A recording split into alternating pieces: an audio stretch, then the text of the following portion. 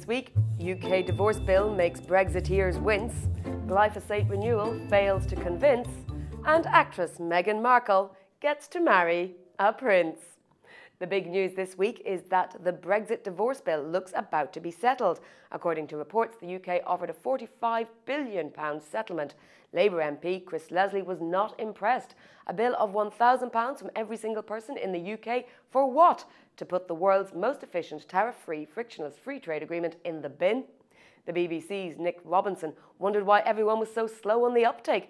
Ministers were told months ago that the Brexit divorce bill would be 40 to 60 billion euros. Boris Johnson said he hoped the offer would guarantee sufficient progress. Berlaymonster thought the whole thing was comical. And in a similar vein, Techically Ron imagined what David Davis' apple-buying skills would be somewhat lacking. But before everyone gets too excited, the European Commission said, negotiations are ongoing, nothing is agreed until everything is agreed. Meanwhile, Conservative MEP Daniel Hannan thought he had solved the Northern Ireland issue in a tweet that seriously backfired.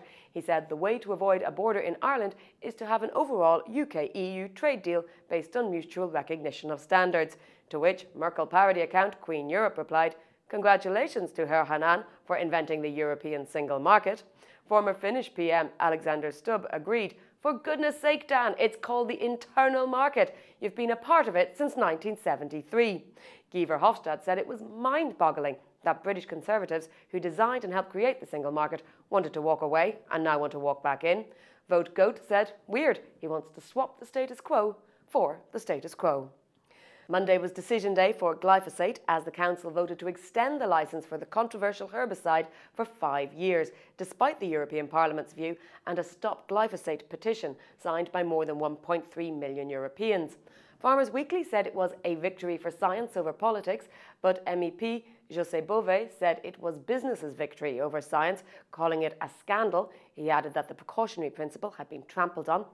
Fellow MEP Molly Scott-Cato thought it was a disastrous decision, but in the end, no one was really happy because Monsanto had wanted a 15-year extension and had to settle for 5. The biggest controversy was over Germany after Farm Minister Christian Schmidt voted in favour of the licence despite having no political mandate to do so. And a petition was also launched to get him sacked. Politico's Florian Eder explained, this is really all about German, not European politics. And finally, Twitter went wild as Clarence House announced the engagement of Prince Harry to actress Meghan Markle. Martini Seltzemeyer said, guess that strategic marriage to Juncker's daughter is off the table. Lewis Crofts reported that there was no comment yet from Donald Trump, who probably thinks he was phoned by Prince Harry first but turned down the proposal. Berlaymonster saw hope in the announcement for ginger-haired monsters everywhere, too right. Many tweeters pointed out the wastefulness of a lavish, expensive wedding.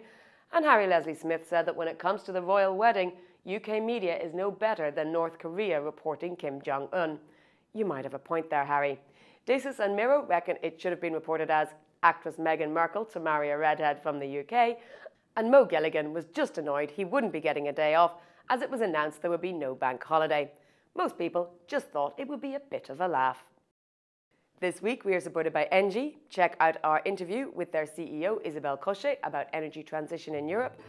I'm away next week, so join guest presenter Jack Parrott and send him your suggestions on what to include in the good, bad and ugly of the Brussels Twitter sphere using the hashtag EUTweets. No, really, send him your suggestions.